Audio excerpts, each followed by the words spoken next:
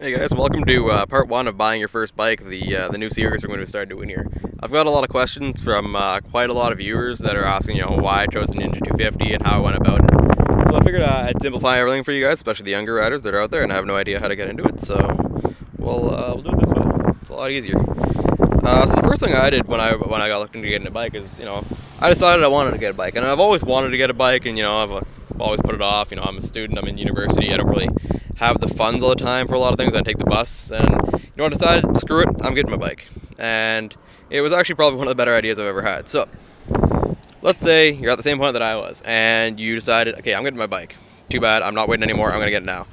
And you want to know where to go. Well, the first thing you have to do is plan ahead. I planned probably a good 4 or 5 months before I actually did anything. I went through and, can I afford it?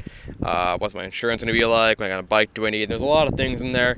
Planned ahead mostly financially for a good, 2 months. And that's important because I know 2 or 3 people that have, had their bikes and had to give them up because they didn't plan ahead right.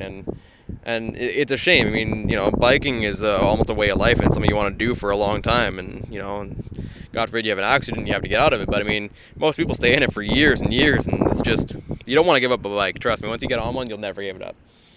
So, anyways, that's the first thing to do. Plan ahead. Make sure you can afford it. Make sure people are okay with it. My fiance, she's awesome. She fully supports my retarded ideas most of the time, actually. I don't know why she does. But, make sure everything's supportive. My mom and dad were fully against me getting a bike. And then, I've been racing downhill mountain bikes for years. So it's kind of been like I've always been on 2 wheels. And it's just kind of the next progression kind of thing. It's either dirt bike or crotch rocket. And I figured start off safe.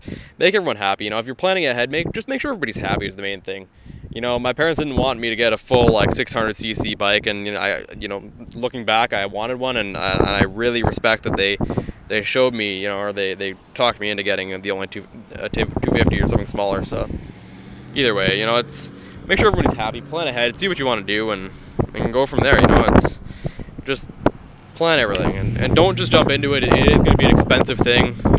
You may think, oh, you're just buying a bike and that's all. You got insurance, you got gas, you got your gear, and altogether you're spending, your gas is, maybe $20, $30 a month top, depending on whether or not you finance your bike, you're looking, maybe $200 a month. Your insurance, well, it's kind of depends on your age, really, because they're going to rape you the younger you are, I guess. So either way, make sure you plan ahead, look at stuff, kind of thing, and that's the best thing you can do. I did it for, like I said, about 3 or 4 months, and I don't regret it. It was agonizing to think about now, looking back. It's holy crap, that's 4 months, and it was one of the better things that I did because I'm really happy with what I have right now, and I don't have to worry about it financially, which is it's a burden off of you.